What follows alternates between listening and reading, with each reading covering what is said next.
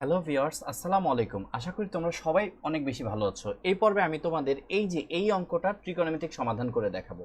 তো দেখো বন্ধুগণ, এই অঙ্কটা খুবই সহজ একটা ম্যাথ, তোমরা আশা করি বুঝতে পারবা। দেখো তো এই √2টা কি অবস্থায় আছে। ও সরি, আমি আগে প্রশ্নটা পড়ি। √2 ইন্টু কত, cos square x minus sine square x equal to 1। তোমাকে এটা সমাধান করতে বলছে। কি করতে বলছে বলো তো? এটা ত্রিকোণমিতিক সমাধান করতে বলছে। তো ত্রিকোণমিতিক সমাধান করার মানে কি জানো? এই যে থিটার মান বের করা। মানে এই যে ত্রিকোণমিতিক অনুপাতগুলোর সাথে যে থাকে, ধরো এখানে কি আছে, এক্স আছে, এখানে থিটাও থাকতে পারতো। তো এক্স আছে, এক্স এর মান বের করা। এই যে দেখো সাইন স্কোয়ার এক্স মানে এক্স এর মান বের করা। মানে থিটার রিপ্লেসে এখানে কি আছে বলো তো? এক্স আছে। তো এক্স এর মান বের করা হলো আমার উদ্দেশ্য। তো দেখো এখানে একটা কাজ করব, সেটা হলো যে আমি অঙ্কটার সমাধান কিভাবে করি, মানে এক্স এর মান কিভাবে বের করি। দেখো এখানে cos square x minus sine square x, বলো তো এই √2টা গুণ অবস্থায় আছে, এটা ওই পাশে গেলে কি হয়ে যাবে? ভাগ হয়ে যাবে। √2টা গুণ অবস্থায় আছে, ওই পাশে গেলে ভাগ হয়ে যাবে। এবার তোমরা কিন্তু সবাই এই সূত্রটা শিখে আসছো। দেখো cause square theta minus sine square theta, এটা কিসের সূত্র? এটা হলো কজ টু থেটার সূত্র। কিসের সূত্র এটা?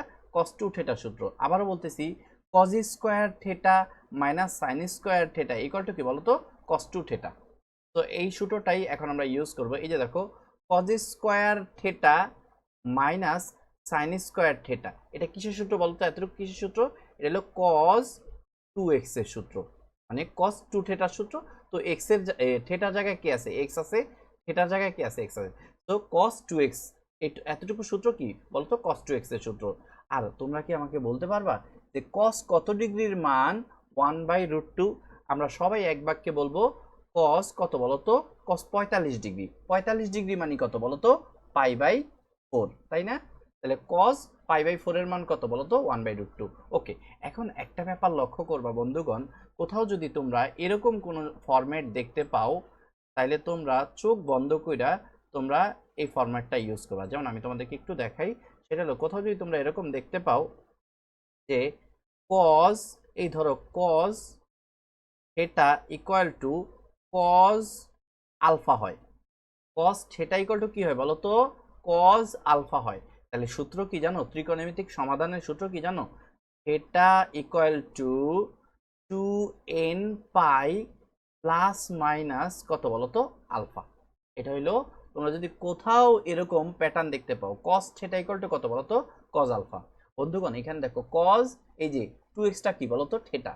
আর কজ এই যে π/4, এটা কি? আলফা। মানে এখানেই দেখো তোমরা দেখতে পাচ্ছ কজ থিটা ইকুয়াল টু কি বলতো? Cos alpha. তো এই যে দেখো এইটা, এটা, আর এই যে এইটা, এইটা, এই যে দেখতে পাচ্ছ থিটার জায়গায় কে বসে আছে? 2x। আর আলফার জায়গায় কে বসে আছে? π/4। তো আমরা কিন্তু এই ফরম্যাটটা, cos theta equal to cos alpha, এই ফরম্যাটটা কিন্তু উপরের এই ফরম্যাট, তাই না? তো আমরা কিন্তু এখন ইউজ করতে পারি। তাহলে আসো প্রথমে আমরা কি লিখবো বলো তো? প্রথমে আমরা লিখবো, এখানে দেখো প্রথমে আমরা কি লিখবো বলতো? এই যে যেহেতু আমার সূত্রের মধ্যে কি আছে, প্রথমে থিটা আসবে। তো থিটার জায়গায় কি আছে? 2x। তো সুন্দর করে তুমি কি লিখবা? 2x লিখবা। লেখার পর দেখো তো ভাই, এই পাশে কি আছে? 2n পাই, এটা কিন্তু সূত্রের। তাহলে 2n পাই লিখলাম। তারপরে প্লাস মাইনাস, এই যে দেখো প্লাস মাইনাস আছে, এই যে প্লাস মাইনাস আছে, এই প্লাস মাইনাসটা লিখলাম, তাই না? তারপরে কত আছে বলো তো? আলফা। দেখো তো আলফার পজিশনে কি আছে? আলফার পজিশনে আছে π/4। তো সুন্দর করে তুমি π/4 লিখে দাও। এখন তুমি কি করবা বলো তো? এখন তুমি যেহেতু, তো ত্রিকোণমিতিক সমাধান করার মানে কি? এক্স এর মান বের করা। তো এক্স এর মান বের করতে হবে, 2টা গুণ অবস্থায় আছে, পাশে গেলে ভাগ হয়ে যাবে। বা তুমি একটা কাজ করতে পারো, উভয় পক্ষকে হাফ দ্বারা গুণ করো, তাইলেই দেখবা 2 কাটাকাটি হয়ে যাবে। তাহলে দেখো এই যে বাম পক্ষে কত আছে? 2x। এই 2x রে কত দ্বারা গুণ করবা? হাফ দ্বারা গুণ করবা। এ দেখো এটা কি? ডান পক্ষ। এটা কি বলো তো? ডান পক্ষ। তো ডান পক্ষটা লেখো। এই দেখো 2n পাই প্লাস মাইনাস, এটা কত? π/4। এই ডান পক্ষরেও কত দ্বারা গুণ করব বলো তো? এই যে হাফ দ্বারা গুণ করব। তাহলে দেখো বাম পক্ষরে কত দ্বারা গুণ করলাম? এই বাম পক্ষরে হাফ দ্বারা গুণ করলাম। আবার এই যে ডান পক্ষরেও কত দ্বারা গুণ করলাম বলো তো? হাফ দ্বারা গুণ করলাম।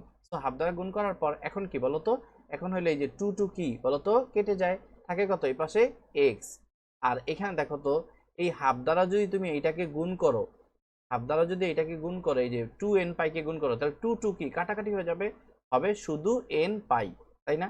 এই দেখো 2 কি হয়ে যাবে বলো তো, এই 2 আর এই 2 কাটাকাটি হয়ে যাবে, তাহলে কত হবে, শুধু n পাই।